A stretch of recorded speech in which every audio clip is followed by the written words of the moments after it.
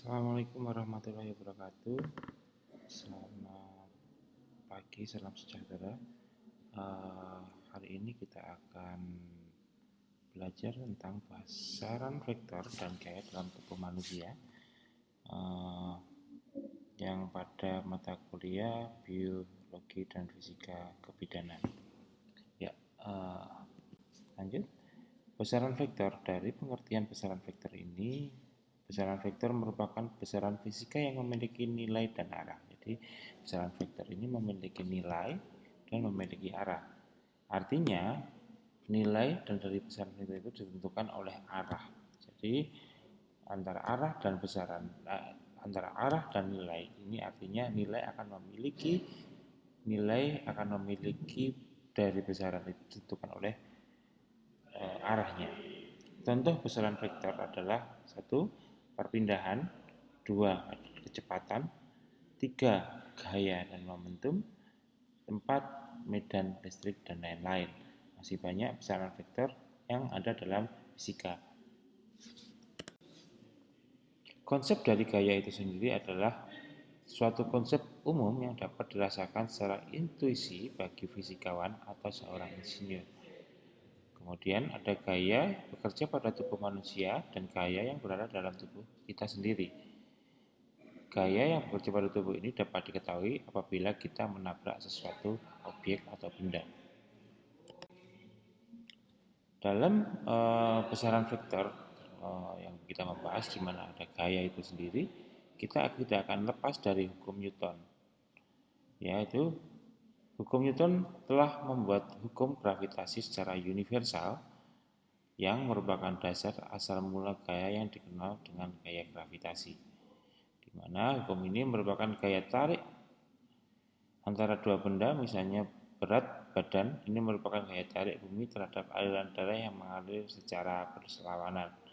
Jadi hukum Newton itu ada 3, yaitu hukum Newton 1 merupakan jika resultan gaya yang bekerja pada benda adalah 0, n, maka benda akan bergerak dengan kecepatan tetap atau benda akan diam. Ya, jadi seperti itu. Kemudian hukum Newton kedua adalah jika terdapat resultan gaya yang bekerja pada benda, maka benda tersebut akan mengalami percepatan. Hukum Newton yang ketiga, lanjut dulu aja. Di mana hukum Newton tentang gerak, hukum fundamental pada mekanika klasik tercakup dalam hukum tentang gerak yang ditemukan oleh Isaac Newton, seorang ilmuwan Inggris. Newton sangat berjasa dalam mempelajari hubungan antara gaya dan gerak. Tubuh yang diam akan tetap diam, dan tubuh yang bergerak akan tetap bergerak dalam kecepatan yang konstan, kecuali dipengaruhi oleh gaya yang tidak seimbang.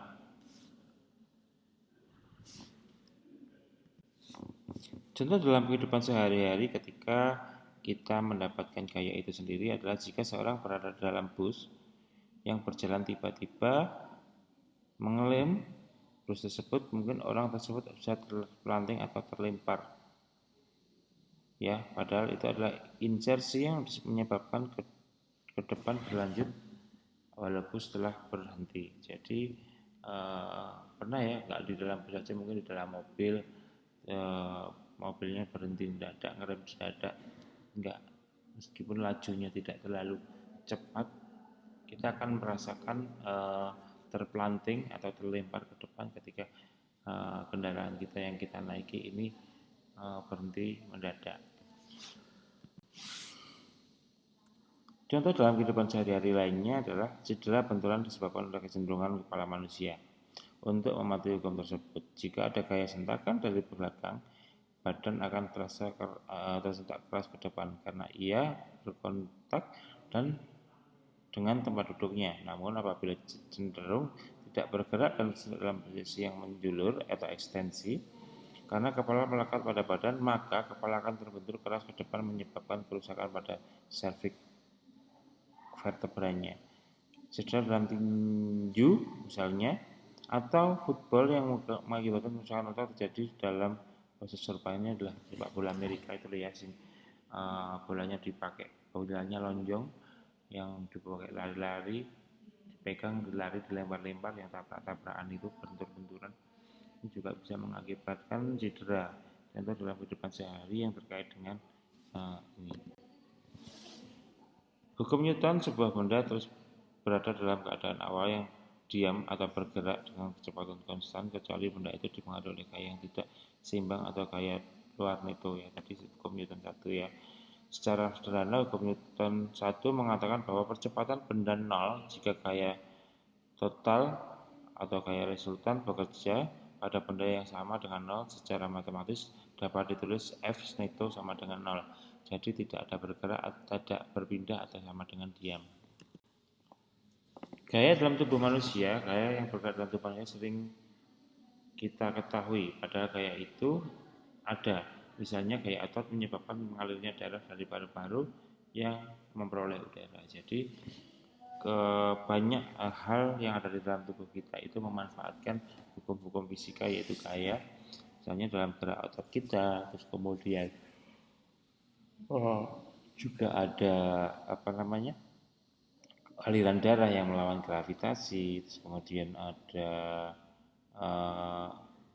gaya kinetis, ya, kita dalam melakukan berjalan. Kemudian pergerakan pada tubuh manusia jadi karena adanya gaya yang bekerja. Ada gaya yang bekerja pada tubuh dan gaya yang bekerja di dalam tubuh. Ada yang bekerja pada tubuh, dalam tubuh, ada juga yang bekerja dalam tubuh. Yang dalam tubuh itu adalah gaya-gaya yang ada pada organ-organ sistemik tubuh kita. Ya, misalnya kita coba bahas pertama gaya pada tubuh. Pergerakan pada tubuh terjadi karena adanya gaya yang bekerja. Ada gaya yang bekerja pada tubuh dan gaya yang bekerja di dalam tubuh. Ya, kita lihat gaya pada tubuh ini sendiri. Dapat kita ketahui pada contoh gaya berat badan, berat tubuh, ya, di mana gaya pada tubuh ini, untuk gaya berat badan ini yang dipengaruhi oleh gravitasi. Gaya dalam tubuh seringkali tidak disadari, misalnya gaya otot jantung, gaya otot paru, di mana ketika otot jantung kita bekerja, ada gaya yang membuat tekanan pada jantung kita sehingga aliran darah dapat terdistribusi secara adekuat ke seluruh tubuh. Ini ada gaya juga, gaya otot jantung. Paru-paru juga seperti itu. Ketika kita ekspansi paru, kita inspirasi, ekspirasi, pergerakan otot dada ini akan mempengaruhi sebesar apa paru-paru kita atau selebar apa paru-paru kita dapat berekspansi secara maksimal. Gaya pada tubuh ada dua. Gaya yang pertama adalah gaya tubuh dalam keadaan statis, dan dua, gaya tubuh dalam keadaan dinamis. Gaya berat dan gaya otot sebagai sistem pengumbil, ya. Jadi ini tadi adalah gaya yang ada di luar tubuh kita, ya. Tubuh dalam keadaan statis, berat tubuh dalam keadaan setimbang, jumlah gaya dan momen gaya yang ada sama dengan nol. Tulang dan otot tubuh manusia berfungsi sebagai sistem pengumbil. Nah, banyak hal dalam bergerak karena tubuh kita itu disusun, distrukturi oleh tulang-tulang muskuloskeletal kita. Dan muskuloskeletal kita itu dapat dapat merupakan ekstremitas gerak kita, ya, di mana ada titik-titik pengumpil atau titik-titik tumpu pada tubuh kita dalam kita melakukan gerak. Ya, dalam ini dibagi menjadi kelas pertama. Titik tumpuan terletak di antara gaya berat dan otot, contohnya pada kepala dan leher. Ya, kita pahami dulu. Titik tumpuan terletak di antara gaya berat dan otot. Jadi kepala kita pada sumbu tubuh kita, ya, jadi dipengaruhi gaya berat dan gaya otot. Jadi ketika leher kita melakukan ekstensi, fleksi, ekstensi, ini dipengaruhi oleh sumbu yang ada dalam tubuh kita yang merupakan titik tumpunya adalah pada gaya berat dan gaya otot ini sendiri. Kelas kedua, gaya berat di antara titik tumpu dan gaya otot. Contohnya tumit untuk menjinjit ya. Gaya titik tumpunya ada pada tumit ya, dan gaya ototnya. Tapi ada juga titik tumpu yang dijadikan ketika kita jinjit itu, titik tumpu yang dijadikan bukan lagi pada mata kaki ya, tapi sudah pada ujung jari, ujung kaki. Nah, plus ketiga, gaya otot terletak di antara titik tumpu dan gaya berat, misalnya otot lengan.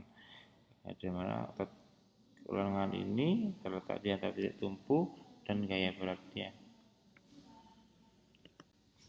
Ya, penerapan analisa gaya dalam terapan kesehatan, gaya berat tubuh dan posisi duduk ya. Jadi ketika kita memberikan posisi duduk, posisi tidur ya, ini kita menerapkan gaya dalam kesehatan.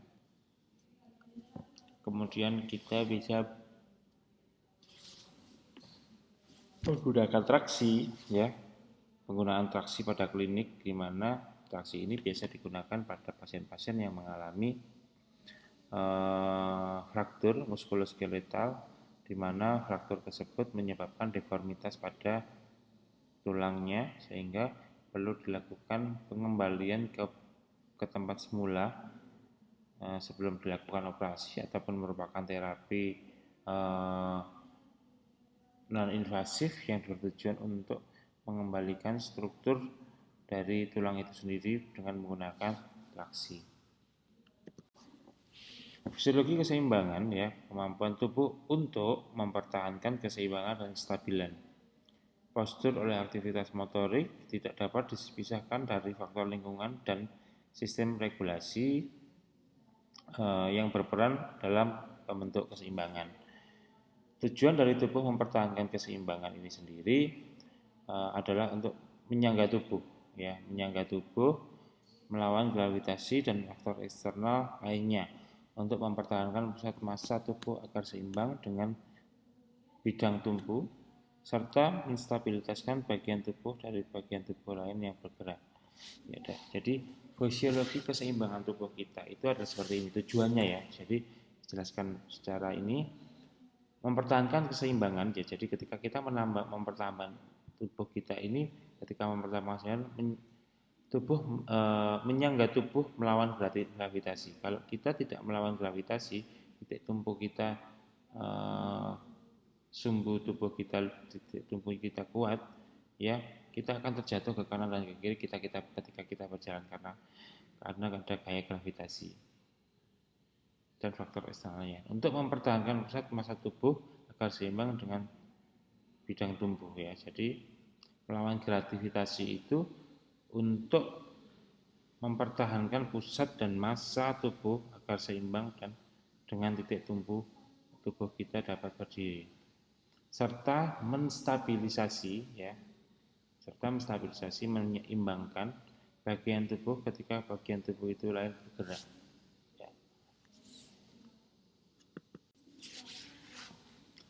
Komponen-komponen pengontrol keseimbangan dalam tubuh adalah sistem informasi sensorik.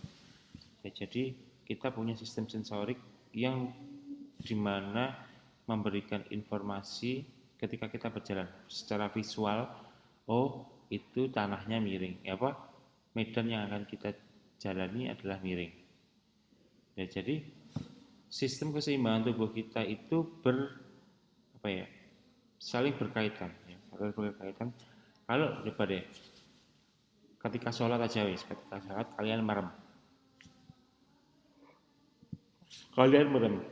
sistem informasi sensorik ini tidak kita pakai dalam komponen pengontrol keseimbangan, maka lama-kelamaan akan hiut-hiut ya toh, akan hiut-hiut dan lama-kelamaan bisa memungkinkan untuk jatuh. Tapi ketika kalian melek, kalian membuka mata, hal itu tidak terjadi.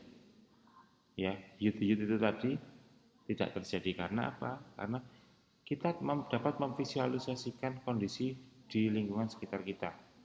Ya, di mana kita dapat mengontrol, memberikan informasi ke tubuh, memberikan informasi ke otak bagaimana tubuh ini dapat berespon otot-ototnya, tulang-tulangnya, menyesuaikan dengan visualisasi yang digambarkan oleh organ sistem informasi sensorik. Contoh kedua lainnya yang dapat saya sampaikan adalah ketika kalian naik gunung aja wis, naik gunung, nggak usah naik gunung lah, naik tangga atau berjalan pada bidang miring, bisa toh kita berjalan pada bidang miring. Nah, hal tersebut ketika kita melakukan dengan kondisi mata tertutup, organ sensori kita dibatasi, maka yang terjadi adalah apa? Kita akan jatuh karena nggak komplit komponen-komponen pengontrol keseimbangan tubuh. Kalau tidak ada sistem informasi sensori juga tidak akan komplit. Kedua adalah respon otot postural yang sinergis, postural muskular respon sinergis. Nah, ketika kita memvisualisasikan ketika kita memvisualisasikan sebuah kondisi lingkungan, maka tubuh kita akan mengadaptasi. Oh, berarti bagian yang titik tumpu yang akan kita pakai yang mana ketika kita pada menanjak gitu ya, pada posisi yang menanjak. Oh, ini titik tumpunya pada ujung kaki yang kita tadi hukum kelas 2 yang tadi ujung kaki ketika menjinjit. Kan posisinya kalau kita nanjak kan seperti kita menjinjit kalau pada kondisi bidang datar ketika kita berdiri. Maka dari itu visualisasi kemudian diimplementasikan oleh tubuh kita untuk merespon dengan menggunakan otot-otot postural yang memberikan sinergivitasan. Kemudian adaptive system, ketika kita tubuh kita sudah mendapatkan keseimbangan tubuhnya, ya kita dapat melakukan tubuh kita dapat mengadaptasi kondisi secara visual, ototnya sudah disiapkan, kekuatannya sudah disiapkan, kemudian kita akan mengadaptasi, kita dapat berjalan pada kondisi kemiringan tertentu, misalkan gitu kan, kalau kita nanjak. Ya. Lingkungan dan gerak sendi joint range of motion ini berhubungan dengan respon yang diberikan oleh otot sehingga tulang ini, sendi dapat bergerak sesuai dengan posisinya untuk mencari keseimbangan yang melawan gravitasi. Oke. Nah, sistem informasi sensoris yang ini yang lebih detail dijelaskan. Visual pada mata membantu agar tetap fokus pada titik utama, mempertahankan keseimbangan dan sebagai monitor tubuh selama melakukan gerak statis atau dinamik. Ya, jadi seperti itu. Vestibular. Jadi sistem informasi sensoris ini selain visual ada vestibular. Vestibular itu adalah sistem keseimbangan tubuh yang ada di dalam telinga. Ya, jadi dia kayak apa ya? Dia itu menyeimbangkan secara sensoris kayak apa ya?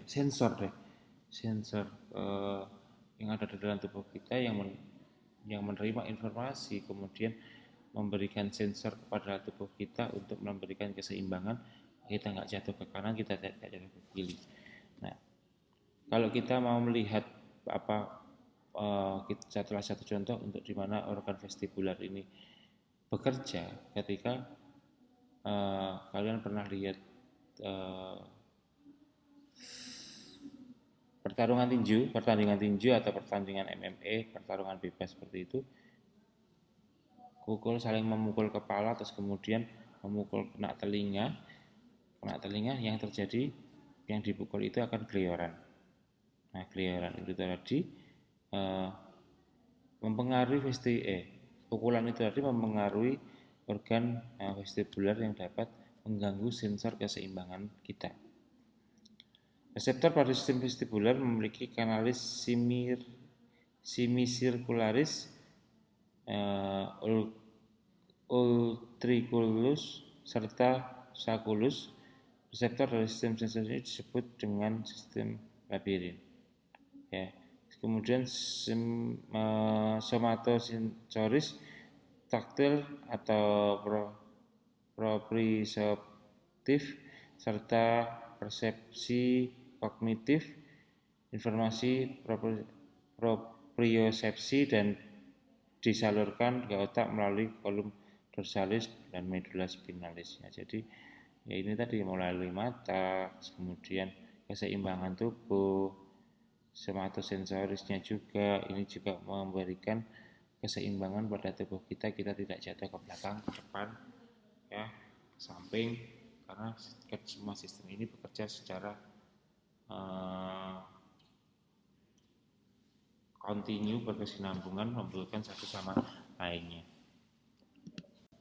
Berikutkan respon otot postural yang sinergis, ya, di mana respon otot postural yang sinergis ini mengarah pada waktu dan jarak dari aktivitas kelompok otot yang diperlukan untuk mempertahankan keseimbangan dan kontrol postur. Ya, beberapa kelompok otot baik dan pada ekstremitas atas maupun bawah berfungsi mempertahankan postur saat berdiri tegak serta mengatur keseimbangan tubuh dan berbagai gerakan, ya, pada otot pada muskuloskeletal ini respon dalam tubuh dalam dalam merespon lingkungan itu, kalau si sensoris tadi hanya memberikan informasi terus kemudian sensoris tadi memberikan informasi melalui mata, melalui vestibular,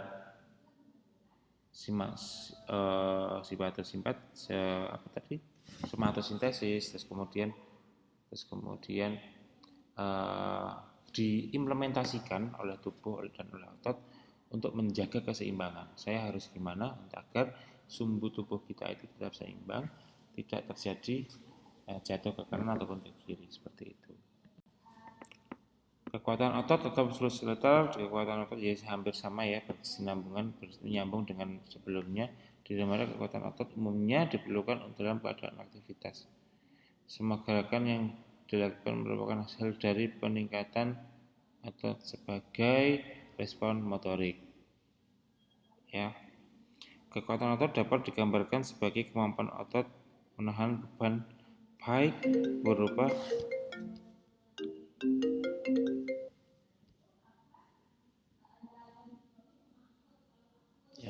kekuatan otot dapat digambarkan kekuatan otot muscle strength. Kekuatan otot umumnya diperlukan dalam melakukan aktivitas.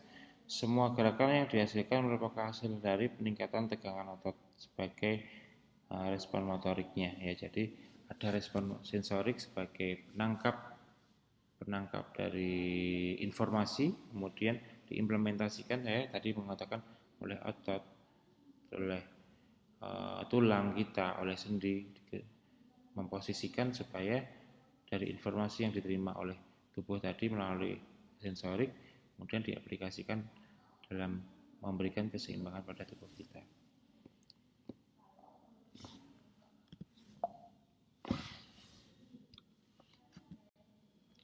Adaptive system, kemampuan adaptif yang dimodifikasi input sensoris dan keluaran motorik, ya.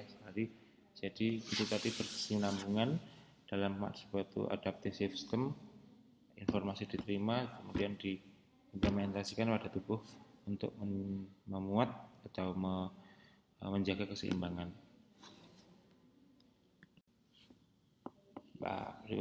Lingkup gerak sendi untuk membantu gerak tubuh mengarahkan ke arah terutama pada gerak yang memerlukan keseimbangan yang tinggi.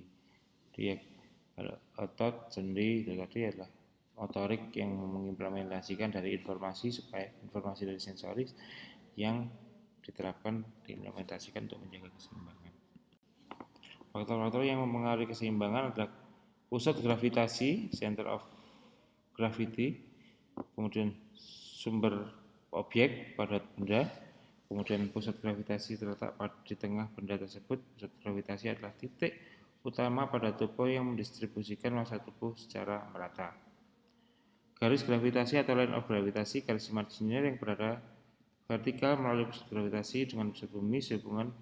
Hubungan antara garis gravitasi, pusat gravitasi, dan bidang tubuh adalah menentukan derajat stabilitas tubuh.